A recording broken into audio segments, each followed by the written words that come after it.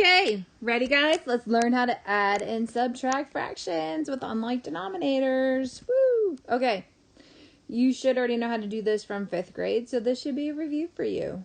So, I'm going to start with adding fractions with unlike denominators. If I have 2/3 and I want to add 1/4 to that, the very first thing I have to do is find a common denominator. Now, we've already learned how to do that. I did put some finding common denominator notes in the Google slideshow for this to refresh your memory. I prefer the birthday cake method, so I'm going to use that, but you may use whatever method you choose. 4 and 3 go in my birthday cake. Oh, I'm 1 and done. So my least common denominator is going to be 1 times 4 times 3, which is 12. So then I have to rename my fractions. So 2/3 needs to become 12ths. How do I get from 3 to 12? Well, I have to multiply by 4. If I multiply my denominator by 4, I have to multiply my numerator by 4. 2 times 4 is 8. So 2/3 will now be renamed to 8/12. Next, I need to rename 1/4 to 12ths. How do I get from 4 to 12? I multiply by 3. If I multiply my denominator by 3, I must multiply my numerator by 3. 1 times 3 is 3. So 1/4 now becomes 3/12. Now I may add them because my denominators are the same. So the first thing I do is add my numerators. 8 plus 3 is 11. And my denominators, I do not add them. I just keep the 12. For an answer of 11/12, my final step would be to simplify, but I do not need to simplify anything here because 11/12 is simplest form. Okay, next, bless you. Sorry, I had to sneeze at this house. Okay. Oh, goodness. Okay, next, let's add a mixed number. So if I have 3 1/2, and I want to add let's say 3/4 to that.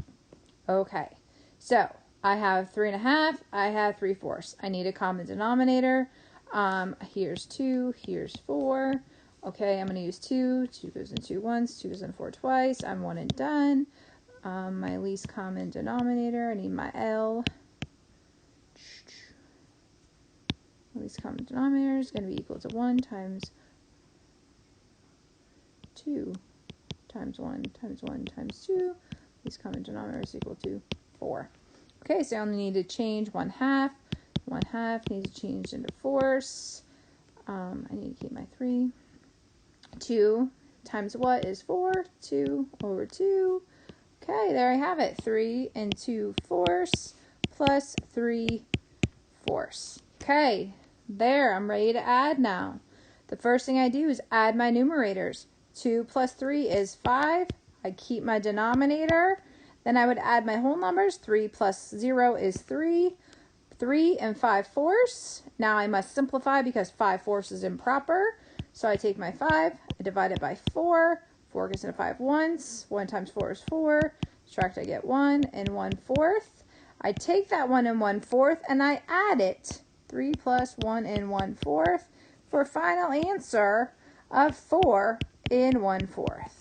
Bam. Drop the mic. There it is. How to add a mixed number and a fraction. Okay, so there you go. You have to find a common denominator. You have to rename your fractions. You add your numerators. You keep your denominator. Then if you have to add a whole number, you do. And then finally, you simplify. Okay? And when you simplify, if you simplify your improper fraction, you will have to add that mixed number to your whole number at the end. Okay? Lastly, let's talk about subtracting. So if I have 7/8 and I want to subtract 2/3 from it, I am going to take 8 and 3 and I'm going to put them in a birthday cake. Well, I'm 1 and done from the start. And so my least common denominator is going to be 1 times 8 times 3, which is 24. So I need to rename 7/8 to 24s. Didn't leave enough space there. How do I get from 8 to 24? I multiply by 3. If I multiply my denominator by 3, I have to multiply my numerator by 3. So 7/8 now becomes 21/24. 2/3 needs to be changed to 24. How do I get from 3 to 24? I multiply by 8. If I multiply my denominator by 8, I have to multiply my numerator by 8. And I get 16/24. 21 minus 16 is 5. I keep my denominator for a final answer of 5/24. Okay? So we subtract fractions the same way that we add them. We just went through that process. And now we are going to subtract some mixed numbers.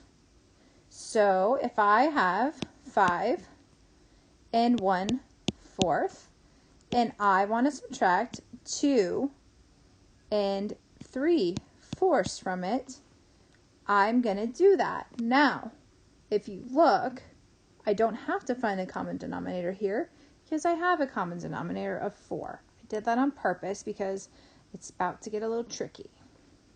So, what I need to do here, you need to look. Can I take 3 from 1? Your answer should be no. I can't take 3 from 1. Well, up until this point in your life, you always knew that if you couldn't subtract, you have to regroup, right? You go to the next place value over. You're going to do that here as well. So I'm going to show you something. So you're going to borrow from your 5. So 5 becomes a 4. Now, you're not taking out a 1 here, okay? Well, you are taking out 1, but you're taking it out in parts. So I hope you all agree that 4 over 4 is equal to 1, okay?